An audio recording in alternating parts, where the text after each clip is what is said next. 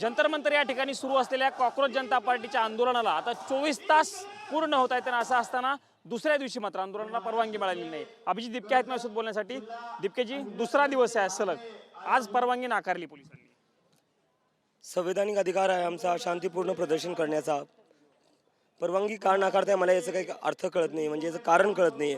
पोलिसांनी सांगावं की परवानगी का नाकारताय.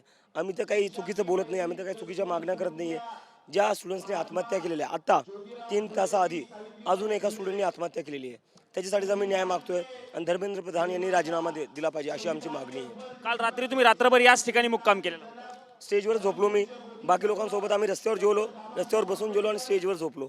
लोकांचा प्रतिसाद कसा मिळतो या सगळ्या? लोकांचा प्रतिसाद खूप चांगला आहे. काल रात्रभर इथं थांबून पण लोकांनी इथं सकाळी तोंड धुतली, इथं सकाळी आंघोळी केल्यात आणि अजूनही सगळे थांबलेले आहेत.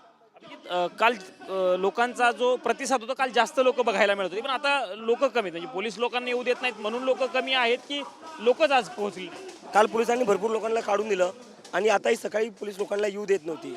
तर मी आता त्यावर बोलले की तुम्ही लोकांना थांबू नका, तर पोलीस लोकांना येऊ नाही देते. आज पोलिसांचं म्हणणं आहे की परवानगी नाही त्यामुळे हे गैरकानूनी, असं पोलिसांचं म्हणणं आहे. बिनकायदेशीर आहे असं पोलिसांचं, कारण अनाउन्समेंटही तशा पद्धतीच्या पोलिसांनी काही वेळा केल्या. गैरकानूनी काय म्हणजे प्रदर्शन आम्ही शांतीपूर्ण प्रदर्शन करतो हे गैरकानूनी आहे.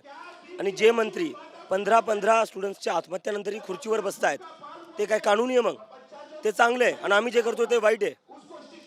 काय या देशात व्यवस्था काय चाललेली आहे? म्हणजे शांतीपूर्ण प्रदर्शनला जेवढा तुम्ही विरोध करताय त्याच्यावर तुम्ही एफर्ट्स जेवढे लावताय आम्हाला थांबवण्यासाठी, त्याचे 1% जरी एफर्ट्स तुम्ही लावले असते परीक्षा नीट घेण्यात, तर एवढ्या स्टुडंट्सला आत्महत्या नसती करावं लागली. आज परीक्षा होते, दुसऱ्यांदा परीक्षा होते, 2:30 वाजता पेपर. विद्यार्थ्यांना काही सल्ला द्या? All the best for the exam. तुम्ही एक्झामला जा, चांगला पेपर द्या, काय टेन्शन घेऊ नका. इथं जे प्रोटेस्ट आहे ते आम्ही सांभाळून घेऊ. तुमची परीक्षा झाल्यावर तुम्ही सगळे जंतर मंतरला तुमच्या परिवारासोबत या.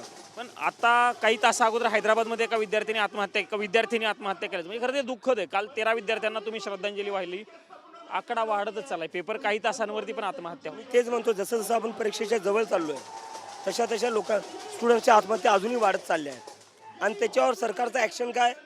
सरकारचं ॲक्शन आहे आम्ही जे प्रदर्शन करतो, आम्ही जे न्याय मागतो स्टुडंटसाठी, आमचं पाणी थांबवणं, आमचं जेवण थांबवणं, आमची लाईट बंद करणं, वॉशरूमचं पाणी थांबवणं. अरे काय लावलंय तुम्ही जर तुमचं काम नीट केलं असतं तर आम्हाला हे सगळं करावं लागलं असतं का? आमचं पाणी थांबवण्याऐवजी, आमचं जेवण थांबवण्याऐवजी बॅरिकेड लावून हे आमच्या पाण्याच्या बॉटला आत नव्हत्या येऊ देत, हे आमचे जेवण आत येऊ नाही देते, इथलची लाईट बंद करून टाकली, वॉशरूमची लाईट बंद करून टाकली.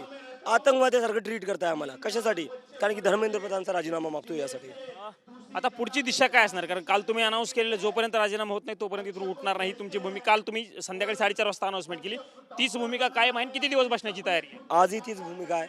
जोपर्यंत धर्मेंद्र प्रधान राजीनामा देणार नाही हे आंदोलन मागे घेणार नाही. तुम्ही कायमस्वरूपी याच ठिकाणी जंतर मंतरवरती इथंच बसू आणि जर दिल्ली पोलिसने आम्हाला दुसरी परमिशन दिली तर आम्ही तिथेही जायला तयार आहे, पण आम्ही धरण्यावर बसूनच राहू. जर तुमच्या आंदोलनाला लोकांना आतमध्ये येऊ दिलं जात नसेल, तुम्ही अनाउन्समेंट करता की परीक्षानंतर तुम्ही इकडे या, पण जर लोकांनाच आतमध्ये येऊ दिलं नसेल तर आंदोलनाला खूप कमी लोक राहतात. लोक आहेत तेवढे बसून राहू. संख्येचा प्रश्न नाही आहे. संख्या कमी असू शकते, जास्त असू शकते, पण जो मुद्दा आहे 15 स्टुडंटची आत्महत्या केलेली आहे त्यांच्यासाठी आम्ही बसून राहू. राजीनाम्यावरती तुम्ही ठाम आहात का? येस.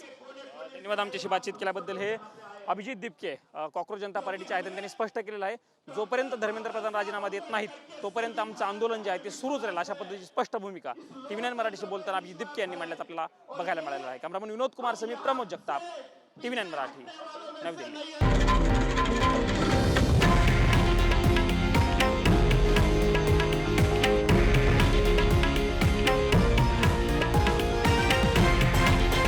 हे आहे देशातील नंबर 1 न्यूज नेटवर्क आणि आपण पाहत आहात TV9 मराठी, एकमेव.